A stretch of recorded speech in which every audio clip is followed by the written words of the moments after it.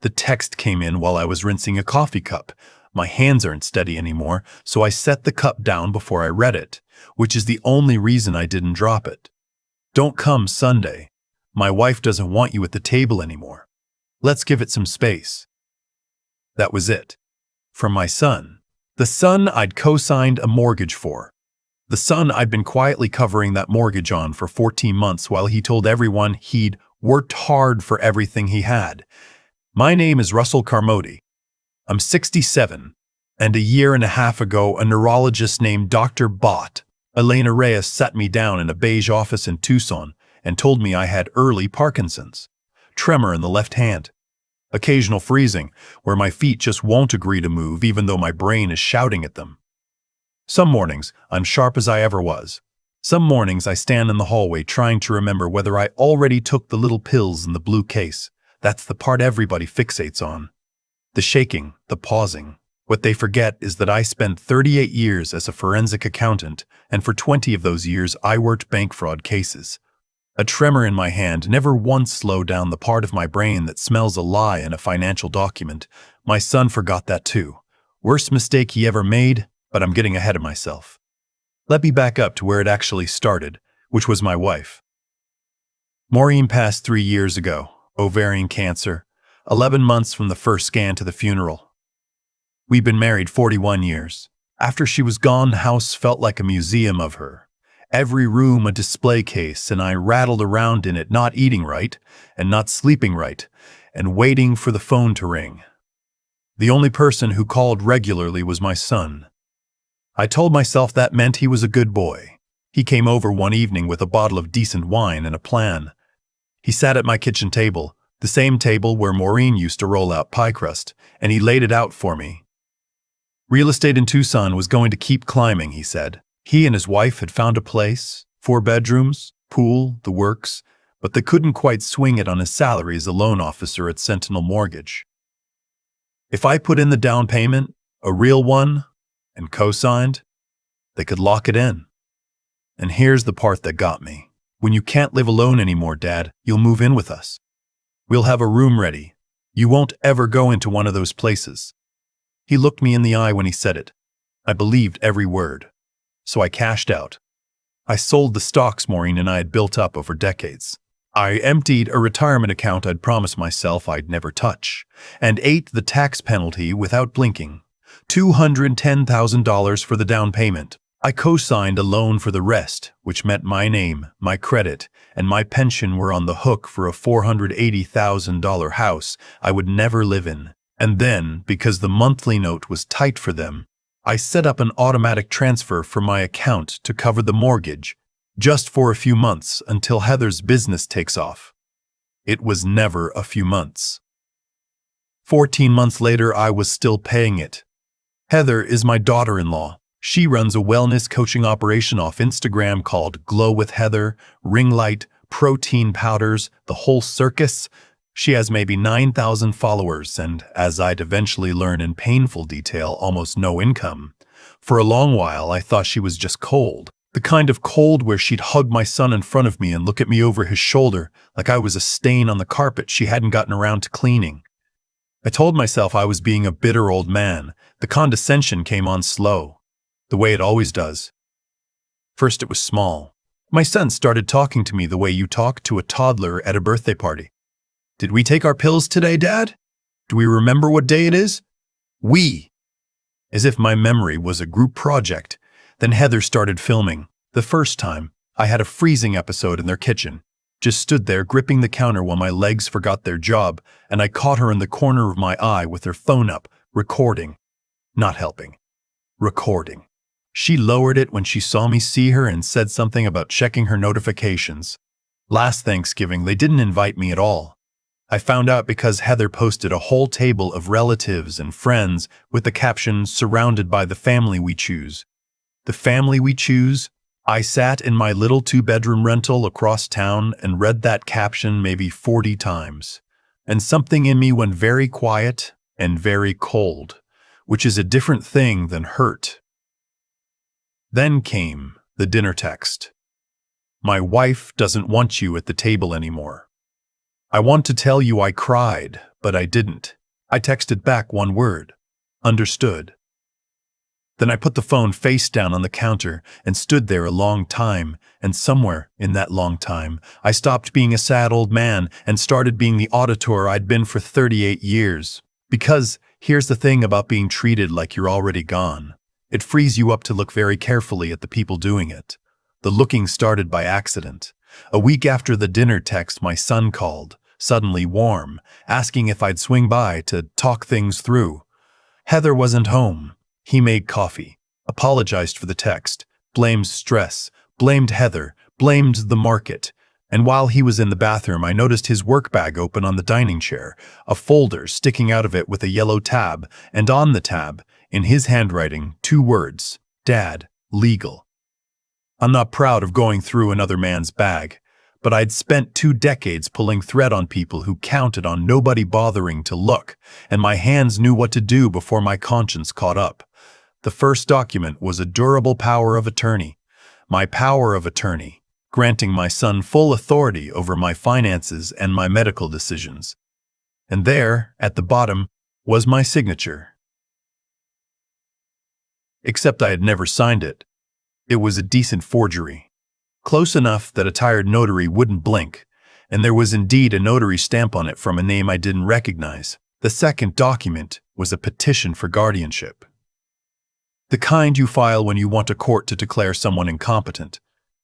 It listed my assets, my remaining savings, about $290,000, my pension, my truck, and, unbelievably, the house. The house I'd paid the down payment on and was still paying the mortgage on. He had listed it as my asset to be protected. The third thing in that folder was a refinance application for that same house, pulling out $140,000 in equity, with my name listed as a guarantor and an income figure attached to me that I had never earned in my life. I put the folder back exactly as I found it. When my son came out of the bathroom, I drank my coffee and told him I appreciated him reaching out and that family was important, and I drove home with my hands shaking, and for once it wasn't the Parkinson's. It was rage, cold, useful rage. The next morning, I called Gloria Reinhardt. Gloria's an estate attorney downtown. I'd prepared her firm's books years back, and she'd never forgotten it. She charges $400 an hour and is worth every penny. I told her what I'd found. There was a long pause on the line. Russell, she said, do you understand what guardianship means if it goes through? Tell me anyway. It means you stop being a legal adult. You can't sign a contract. You can't move your own money. You can't decide which doctor you see or where you live. Whoever holds the guardianship decides all of it. If your son wants you in the cheapest memory ward in Pima County, that's where you go. If he decides your friends are bad for you, he can cut them off. You become, legally, a child, with a guardian who controls every dollar you have. And the forged power of attorney? If it's forged, that's a felony. But forgery is hard to prove and easy to lawyer around. The guardianship is the real danger, because once a judge signs it, the forged POA doesn't even matter anymore. He won't need it. She asked when the hearing was. I told her I didn't know yet. She told me to find out, and fast, because these things move quietly and you often don't learn about your own hearing until it's nearly too late. Then she asked the question that decided everything. The down payment, the cosign, the monthly mortgage you've been covering. Do you have documentation? A loan agreement between you and your son? A gift letter? Anything in writing about whether that money was a gift or a loan? I felt my stomach drop. No, I said. I just transferred it. I trusted him. Then here's where it gets ugly, Gloria said gently. If a court believes you weren't of sound mind when you made those transfers, your son could argue the whole arrangement was the act of an incompetent person and try to keep the house free and clear while painting you as someone who can't be trusted with money. Your generosity is being turned into evidence against you. That afternoon I did 2 things. The first was simple and quiet and the most satisfying button I've ever pushed in my life. I logged into my bank and canceled the automatic mortgage payment. 14 months of money flowing out to a son who told his wife I wasn't welcome at the table. I shut the valve. Then I sat back and waited. The second thing took longer. I got out a banker's box I'd kept in the back of my closet, the one with 3 decades of my professional life in it. Business cards, case files, old correspondence, the contact information of people who had trusted me with their numbers and people whose numbers I'd untangled. Among them, Beverly Nakamura, a forensic accountant I'd trained who now did fraud consulting. Frank Delgado, a retired Pima County detective who'd worked financial crimes and whose mother's estate I'd cleaned up for free when she passed. And Marjorie Kessler, who'd been my office manager for 22 years and still called every Tuesday to remind me about appointments I'd already written down because she couldn't stop mothering me and I'd never had the heart to ask her to. I started making calls. The mortgage cancellation landed exactly 4 days later. My son called at 9:40 on a Thursday night and his voice had a high wire in it. I hadn't heard since he was a teenager who dented the car. "Dad, the bank sent a notice. The payment didn't go through. Is everything okay with your account? Did something get messed up?" "Nothing's messed up," I said. I stopped the payment." Silence. "Then, why would you do that?" "Because I'm not invited to dinner," I said, "so I figured I shouldn't be invited to the mortgage either." He scrambled. He apologized. He said Heather hadn't meant it, that he'd been under pressure, that the dinner thing was a misunderstanding. And then, because he couldn't help himself, the mask slipped half an inch. "Dad, you can't just stop. If that note goes 30 days late, it kills my credit. We'll lose the refinance." "What refinance?" I asked, very mild. The line went quiet again. "There's no refinance," he said too fast. Now I knew the clock was real. A few days later, Marjorie drove over with a box of donuts and reading glasses on a chain, and I showed her everything. She read the guardianship petition with her lips pressed flat, and when she got to the forged POA, she set it down on the table like it was a dead animal. "Russell," she said, "I held that boy at his christening. I bought him a savings bond when he made the honor roll." She took her glasses off, "And he traced your signature off a check, didn't he? That loop on the R, that's the loop on the back of your checks. He copied it." She was right. I hadn't seen it. She'd worked beside my signature for 22 years, and she caught in 30 seconds what I'd missed. Then Marjorie found the thread that unraveled the whole sweater. She pointed at the refinance application, at the income line under my name. "Where did this number come from? You never made this." And then, lower on the page, a notation. "Income supported by a family trust, monthly distribution. Russell, you don't have a trust." "No," I said, "but if he's named on a guardianship and he sets one up using your money, he could pay himself out of it, a management fee, every month, for the rest of your life." She got out a calculator, the way she always did. "He warehouses you in the cheap facility for, what, $3,000 a month, and he pays himself a fee on top of it from your own savings, and your money lasts maybe 4 years, and then you're on Medicaid in a worse place, and he spent the rest." She set the calculator down. "He's not trying to protect you. He's trying to live off you." That was the night. My freezing got bad, the way it does when stress floods the system. I gripped the table and my legs went somewhere I couldn't reach them. Marjorie didn't panic. She just got my blue pill case and a glass of water and sat with me until my feet remembered me. And then she said, very quietly, "We're going to fix this. But first, I'm calling Dr. Reyes. You need a full evaluation on paper before any judge sees that video your daughter-in-law's been making." What neither of us knew was that my son had already thought of the video. He just needed a better one. The call came 2 days later, friendly as a salesman. Sentinel Mortgage was hosting a client appreciation evening in a rooftop place downtown, and my son wanted me there. "Heather feels terrible about everything, Dad. She wants to start over. Come, let people meet you. It'll mean a lot." I knew, the way you know weather coming, that it was a trap, but I wanted to see how the trap was built, so I put on the gray suit Maureen bought me for our anniversary, and I went. The rooftop was all string lights and small plates, and men in slim suits talking about rates. For the first hour, it was almost pleasant. Heather introduced me around with a hand on my arm saying, "This is my father-in-law. He used to be an accountant." Used to be, like I was a photograph, and I shook hands and talked shop and helped one young broker work out an amortization schedule in my head, which I could still do better than he could with a calculator. And then, around 8:30, the floor started to tilt under me. I want to be precise about this, because it matters. It wasn't my disease progressing, it was something colder. I'd been so distracted getting dressed and rehearsing the evening that I had not taken my evening dose. My blue case was sitting on my kitchen counter at home. Missed medication, plus the noise, plus the crowd, plus the stress of knowing I was surrounded by enemies. Dr. Reyes had warned me, almost word for word, that this exact combination could send me into deep confusion. My words started slurring. The names of people I just met evaporated. The math I'd been doing in my head an hour earlier scattered like dropped marbles. And there, suddenly, was Heather. Phone already up, already recording. "Russell, do you know what year it is?" she asked, loud enough for the nearest cluster of brokers to turn. My mouth opened and nothing useful came out. "Do you know who the president is?" My mind was a white wall. My son appeared on my other side, voice dripping with theatrical concern, performing for the audience he'd gathered. "Dad, it's okay. You're having one of your episodes. Let's get you home." I heard him say to his supervisor, just loud enough, "This is what we're dealing with. He can't be alone anymore. He won't accept help." Heather kept filming. I heard her whisper that they should get this to the lawyer.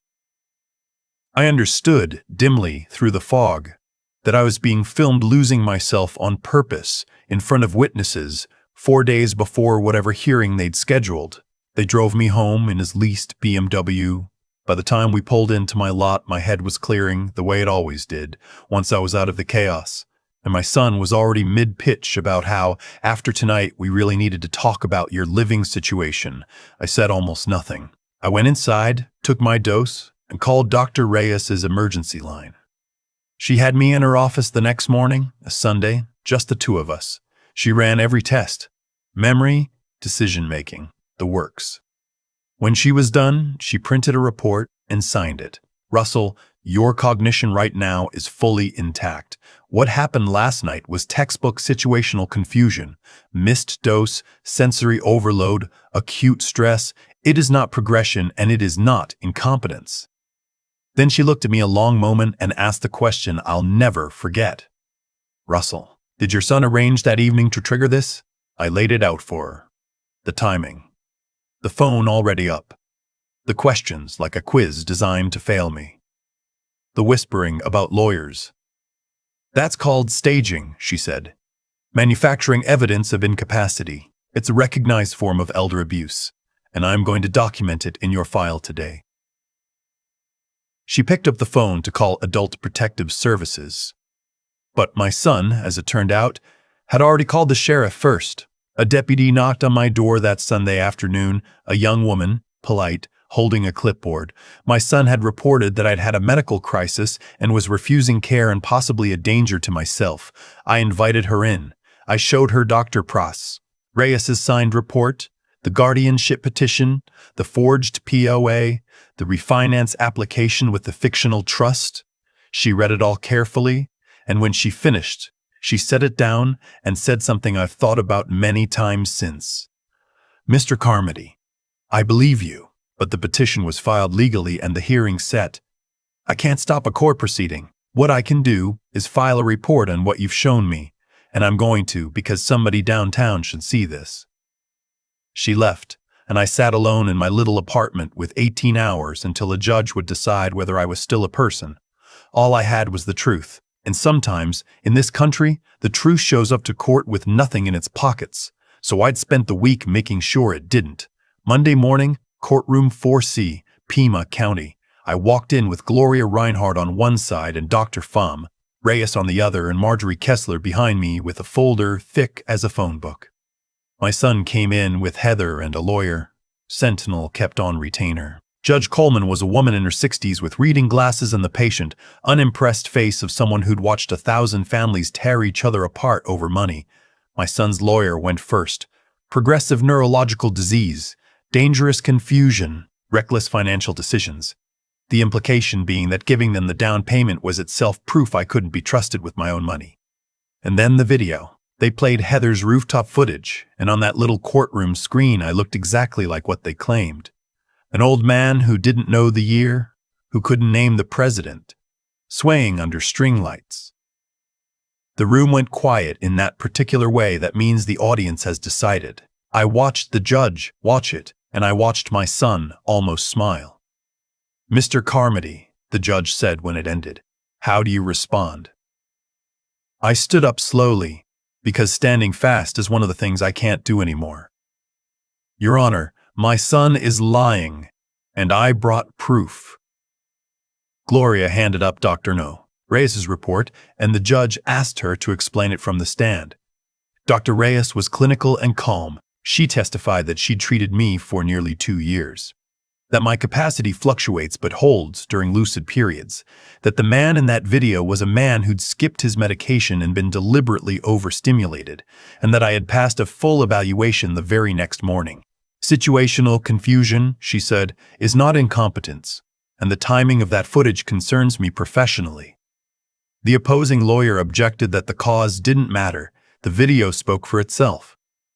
And that's when I asked the judge if I could present something further. Gloria handed me a small digital recorder. "Your Honor, 4 nights ago I recorded a phone call with my son." The judge raised an eyebrow. "Play it." My son's voice filled that courtroom, thin and panicked. "If that note goes 30 days late, it kills my credit. We'll lose the refinance." Then my own voice, mild. "What refinance?" Then his, too fast. "There's no refinance." You could have heard a pin drop. I watched the color leave my son's face one shade at a time. "Your Honor," I said, "my son did not file for guardianship to protect me. He filed it because he is in financial freefall and he needs my savings to climb out. And he built his case on documents I can prove are false." Then I brought up Beverly Nakamura. She'd been sitting in the gallery in a charcoal suit with a folder of her own, and she walked to the front like she'd done it 100 times, because she had. She introduced herself as a forensic accountant and explained that I'd asked her to examine my son and daughter-in-law's finances and the documents filed in the case. She put her findings up one at a time, plain as arithmetic. My son and Heather were 3 months behind on the very mortgage I had stopped covering, and 90 days from foreclosure. Their credit card debt was past $50,000 across 6 cards, serviced by cash advances. Heather's wellness business had averaged under $500 a month for the past year, and her business license had lapsed entirely. And then, the piece that turned the judge's head, the refinance application submitted to Meridian Trust listed income for me, supported by a family trust that did not exist, and the income figure had been fabricated outright. "Submitting false income documentation to a federally regulated lender," Beverly said evenly, "is bank fraud." Then Marjorie stood and walked her folder forward, and Gloria laid it out for the court. The forged power of attorney.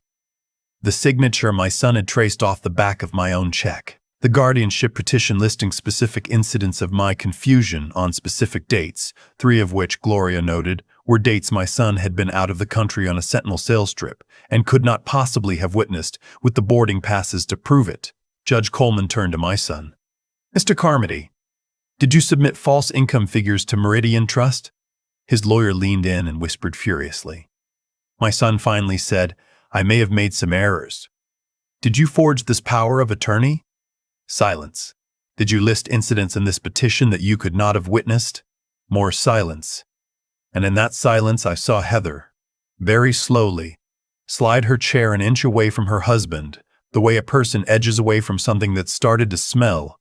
The judge read for a long minute. Then she closed the folder and set it down with a soft final sound. "Mr. Carmody, this court finds your petition for guardianship to be fraudulent. The evidence shows you forged a legal instrument, fabricated income documentation submitted to a federally regulated lender, and manufactured evidence of your father's incapacity. I am denying the petition. I am referring this matter to Adult Protective Services and to the county attorney for review of criminal charges. And Mr. Russell Carmody," she turned to me, "this court finds you fully competent to manage your own affairs." The gavel came down. My son slumped. Heather was already typing on her phone. But the judge wasn't quite finished. I'm also issuing a no-contact order regarding financial and medical matters. Mr. Carmody, you are not to contact your father about his money or his care. Violations will be enforced. In the hallway afterward, my son grabbed my sleeve, eyes wet, the boy I'd held at his christening somewhere under there still. Dad, this is crazy. I was trying to help you. Please. Gloria stepped between us before I had to. And then Heather looked up from her phone with a face gone white and said, to no one in particular, 2 of my coaching clients just canceled. The court filing's online. It's got our names. She looked at my son like she was seeing him for the first time. His whole world was coming down in real time, in a courthouse hallway, with his wife reading the cancellations off her screen. Mine was just starting to come back up. I won't pretend I didn't think hard about what came next, because everybody who's watched this far is probably wondering the same thing the comments always ask. Did I have to press charges? Did I have to take it that far against my own son? I went around and around on it. Frank Delgado, the retired detective, sat at my kitchen table with a cup of coffee and laid the choices out without pushing me either way. He'd already pulled the thread on my son's finances himself, and what he'd found was worse than I knew. My son had drawn $12,000 in cash advances against accounts I was a guarantor on, and a fair amount of it had gone to an online sports book. My son had a gambling problem I'd never seen. The dinner I wasn't invited to, the wife who didn't want me, the cold caption. Under all of it was a man drowning in debt he'd hidden from everyone, including the wife he was performing the marriage for. Frank said the thing that decided me. Russell, if there's no consequence, there's no lesson, and there's always a next target. If it's not you next time, it's the next confused old man whose kid figures out the trick worked. So I signed the complaint. They arrested my son at the Sentinel office, and his co-workers watched the same way they'd watched me sway under those string lights. Sentinel fired him within the week, because you cannot sell mortgages with a fraud charge pending. Meridian Trust opened its own investigation into the false application and demanded immediate repayment of money my son had already spent. Heather filed for divorce, and her lawyer made a point of the hidden gambling and the criminal exposure. And the house, the $480,000 house with the room that was always supposed to be mine, went into foreclosure because the only person who'd been keeping it afloat had finally turned off the water. Gloria filed a civil suit alongside the criminal case, froze the equity line, and put a lien on the property because I paid cash for the down payment with no documentation. Untangling ownership was messy, but the fraudulent refinance gave us leverage. And in the end, the court structured a recovery that returned most of my money. Not all. You never get all of it back. But most. That was a year ago now. I'm telling you this from a bright apartment in a 55 and over community on the east side of Tucson, with a real plant on the windowsill that I have somehow kept alive, which Maureen would find hilarious. Dr. Reyes checks my cognition every 3 months. Marjorie still calls every Tuesday. Frank comes by to watch ball games and complain about the bullpen. And Beverly and Gloria help me set up something I'm genuinely proud of, a small fund through a local elder advocacy group that pays for legal help when an aging parent gets targeted by their own family. Our first case was an 81-year-old man whose granddaughter had drained his accounts through a forged authorization. We got him a lawyer. We got him his autonomy back. The granddaughter is facing charges. We've helped 11 families so far, and every single one comes down to the same arithmetic. This only happens to people who have no advocate and face an abuser who's never paid a price. I met someone too, which still surprises me at my age. Her name is Carolyn, a retired music teacher I met at a Parkinson support group, diagnosed a year before me, abandoned by a husband who couldn't handle the uncertainty, which is a phrase I've come to hear as couldn't handle being inconvenienced. Neither of us was looking for anything. We started getting coffee after the meetings, then dinners. We help each other remember appointments, and we don't pretend to each other on the bad days. We're driving up to the Grand Canyon next month on one of those slow tours built for people who move at our speed, and the only reason that's the destination is that my son once told me a trip like that was too much for someone in your condition. I intend to prove him wrong about that, the same way he was wrong about everything else. My son still writes. The letters come every few weeks now. He's done with his probation. He's working a job site, living in a studio, going to the meetings for the gambling. He says he's changed, and maybe he has. Carolyn read one of the letters over my shoulder one evening and said the thing I'd been circling for a year without landing on. He's sorry he got caught, she said. I don't think he's sorry he tried. I keep the letters in a drawer. I don't answer them. People will tell you family forgives family, that blood is blood, that I'm hard for prosecuting my own boy. And I understand why they say it. But here's what a man learns when his own son tries to turn his illness into a paycheck. Forgiving someone who's still standing on your neck isn't grace. It's just a quieter way of letting it continue. If you take one thing from an old man who didn't see it coming until it was almost too late, take this, put it in writing. The gift, the loan, the down payment, all of it. Name your own people for your power of attorney before someone names themselves. A diagnosis doesn't make you a burden, and it doesn't make you a fool. It just makes you a target. And the answer to being a target was never hoping the people who love you will do the right thing. The answer is building the kind of protection that makes doing the wrong thing impossible. My hands still shake. They'll shake worse in time. But the morning that Judge looked at me and said the word competent, I drove home steady as I've ever been, and for the first time since Maureen died, the quiet in my apartment felt like peace instead of an empty room. I earned that quiet. Nobody's taking it from me again.